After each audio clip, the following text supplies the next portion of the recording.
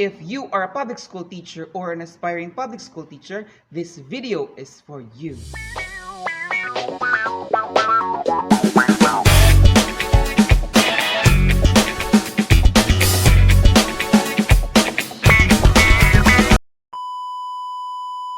Welcome back to my channel. If you are new to this channel, please don't forget to subscribe and hit the bell button for you to be updated on the latest in the Department of Education. Today's video is an update on the release of the clothing allowance for DepEd teaching personnel.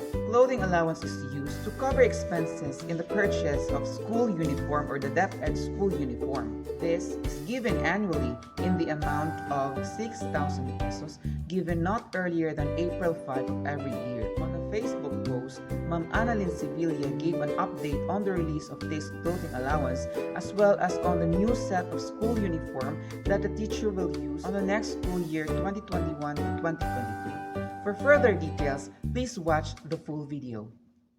This video is all about the release of the fiscal year 2021 clothing allowance of 6,000 pesos per eligible DepEd employee. The Department of Education Uniform Committee or the DUC has met today with 11 DepEd teaching and non-teaching organization representatives as regular members to discuss the release and use of the fiscal year 2021 clothing allowance of 6,000 pesos per eligible employee. It was chaired by Undersecretary Rev. C. Escobedo with USEC Annalyn M. Sevilla as Vice Chair of the DUC and USEC Jess Mateo.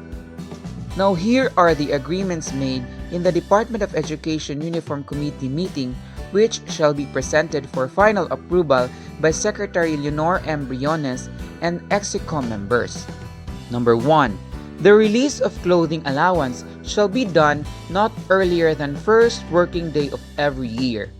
This shall be April 5, 2021 for this school year 2021 to 2022. Number 2.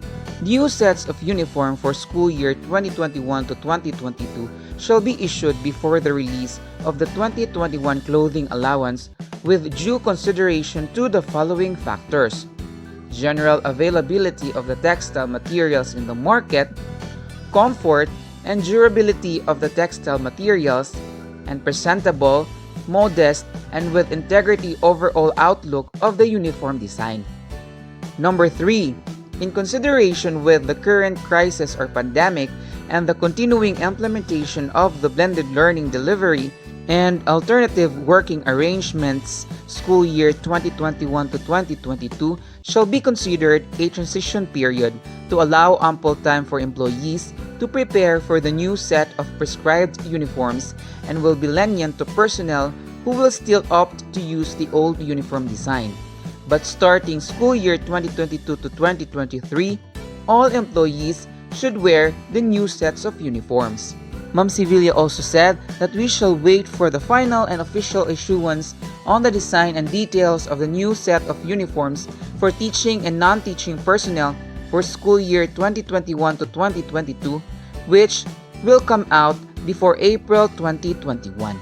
She also thanked all the teaching and non-teaching organizations present during the meeting for their relevant and constructive inputs. The information contained in this video is from DepEd Undersecretary Annalyn M. Sevilla. Thank you for watching. Stay safe.